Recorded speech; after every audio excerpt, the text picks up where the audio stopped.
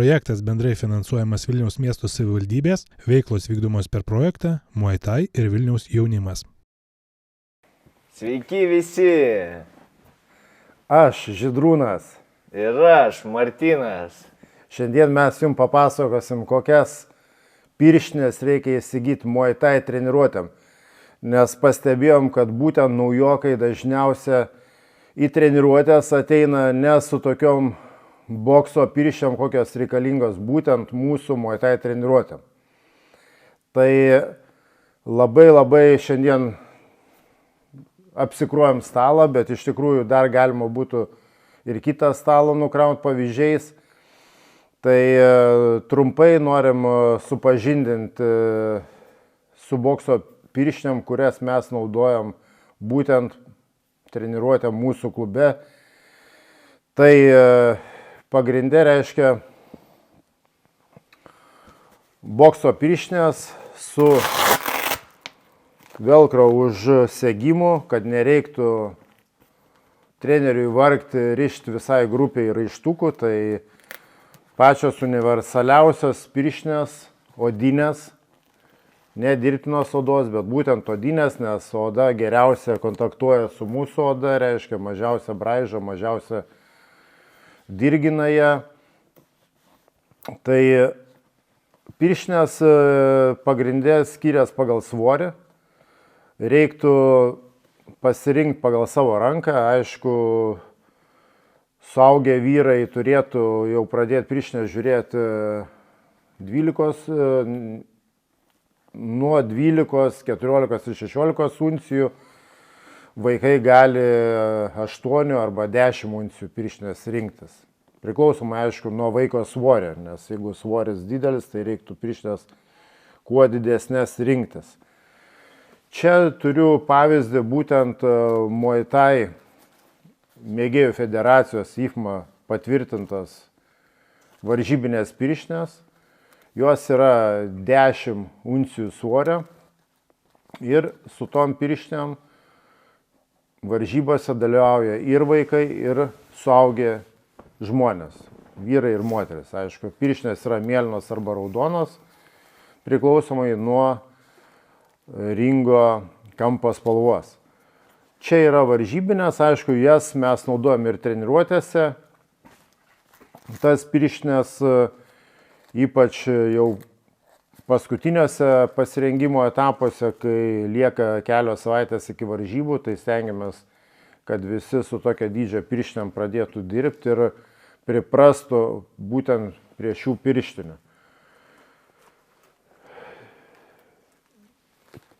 Treniruočių sparingų pirštinės, tai čia Martynovo pirštinės 14 uncijų.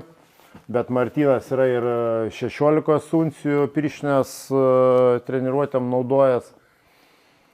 Tai jos yra tam, kad mes galėtumėm pilna jėga sparinguotis ir neužgautumėm savo treniruočių partnerių, nesužeistumėm.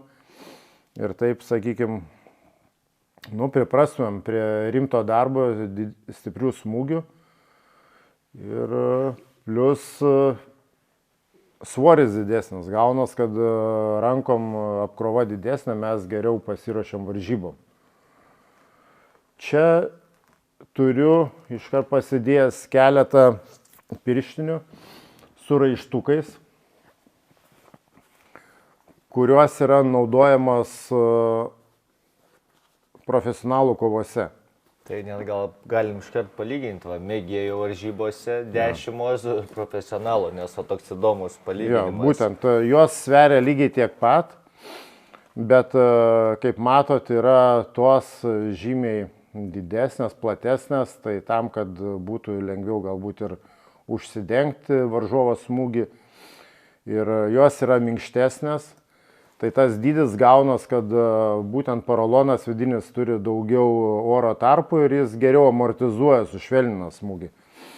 O profesionalų kovose tas porolonas yra labiau suspaustas, jo svoris toks pat, bet pati pirštinė yra kietesnė ir jau yra aštresni smūgiai. Raišteliai tam, kad galima būtų stipriau suveržti riešą, kad ta pirštinė būtų dar geriau adaptuoti būtent prie jūsų rankos ir kad smūgiai būtų žymiai aštresni negu mėgėjų varžybose. Čia pavyzdys yra 8 uncijų pirštinės, tai būtent 8 uncijų labai populiarios yra Tailande. Tai Tailande profesionalų kovose jie dažniausiai naudoja 8 uncijų, ten greičiausiai, kad tik tais jau virš 75 kg svorio kategorija jau naudojamos yra tik 10. Tai įdomus faktas, kad mūsų komandos narys Didika, kur kovoja dėl Baltijos diržo, jo svorio kategorija buvo iki 66,7. Tai palei VBC tarptautinės taisyklės jam irgi teko kovoti su 8 ozų pirštinėm. Nes yra virš jau tos kategorijos, perina į 10 ozų. Bet net ką galiu irgi dar paakcentuoti, kad lygiai tas pats bokse, kai esam kažkada svečiavomės pas Egidijų Kavaliauską, tai jis irgi mums tą patį aiškino, kad yra bokse tokios taisyklės, kad iki 67 ar iki tam kažkelių ten tų kilogramų grinai visi kovoja su 8 ozais, o jau perėję į didesnę svorio kategoriją, jau jie kovoja su 10. Tai grinai čia yra atsižvelgiama palei svorio kategoriją. Tai va, bet čia vėl viskas yra apie profesionalų kovas. O renkantis bokso pirštinės Muay Thai treniruotėm, tai būtent pagrindinis akcentas būtų, kad pirštinės būtų su velcro užsegimu, kad nereiktų su raištukais vargti. Tada, kad pirštinė būtų kuo didesnė, nes kuo jin didesnė, tuo labiau padeda ir jum apsaugoti, reiškia, jūs galite didesnį plotą užsidengti ir plus jūsų galingi smūgiai netaip užgaus jūsų treniruočių partnerį. Dabar ką pastebėjau, keičiantis pirštinių madai, ten gamintojai siūlo įvairius variantus, tai yra visokie lipdukai, reiškia pažymintis vieną ar kitą gamintoją uždėti ant užsegimo. Ir kai kurie sportininkai ateina nusipirkę pirštinės, kur yra plasmasiniai, tokie gan įsikišę užrašai, ten tipo 3D padaryti, reiškia pavadinimai uždėti. Tai Muay Thai treniruotėm aš jų nerekomenduoju, nes boksui dar galbūt jie ir nieko, bet Muay Thai treniruotėse klinčuojantis būtent tie tokie plasmasiniai užrašai labai grando jūsų draugui veidą, o gali plus ir akį pabrėžti arba užgauti. Tai Tailande, kur gaminamas pirštinės, tai matot, net nėra jokio papildomo, reiškia, ten užklijuoto ar užsiūto užrašo, viskas yra tiesiog atspausdinta tam, kad kuo mažiau būtų trinties, reiškia, jūsų varžovui, kad jūs netrintumėte, nepadarytumėte žalos. Tai mėgėjų sporte čia tas užrašas yra medžiaginis. Tai medžiaginis irgi pakankamai švelniai, sakykime, kontaktuoja. Profesionalų pirštinės, tai vėl medžiaginės, aišku, šniūreliai, kai užsiriša, tada mes dar teipuojam ant viršaus, tam, kad negrandinti veido, ten nesužaloti varžovai. Dabar, kokių pirštinių mes nenorėtume matyti Muay Thai treniruotėse, bet taip nutinka su naujokais arba su naujokų tėveliais, kurie nežinodami, kokių pirštinių reikia, nepasikonsultuoja su treneriais, o tiesiog nueina į parduotuvės, ūkinių prekių, vadinkim, arba statybinių prekių parduotuvės ir nuperka pirštinės, kurios jų manimų yra geros ir vaikui turi tik treniruotėm. Tai aišku, kartais mums tenka pamatyti vaikus atėjusius tokiom pirštinėm į treniruotės ir nusišypsot eilinį kartą pamačius neišmanimą tėvų. Tai čia tokį dabar pavyzdį turiu, pirštinėlės, tai gal ta pirštinė, sakykime, ir tinka vaikam 3 metų, ypač kalėdiniam sezone po eglutę, jeigu vaikas ją randa, tai viskas gerai. Ir padaužyti kažkur namuose į sieną, bet jos netinka treniruotėse pas mus, ypač kai čia matau užrašas 4 uncijos, o ateina koks 14 metų jaunuolis, kuriam jau ūsai pradėjo kaltis ir sako, va, mama nupirko, viskas gerai, aš dabar su juom pusę metų turiu treniruotis, nes taip pasakė, kitų pirštinių kol kas nepirks. Tai va, mėly tėveliai, mamytės ar šiaip naujokai, stenkitės bokso pirštinės įsigyti arba specializuotose parduotuvėse, arba savo sporto klubuose.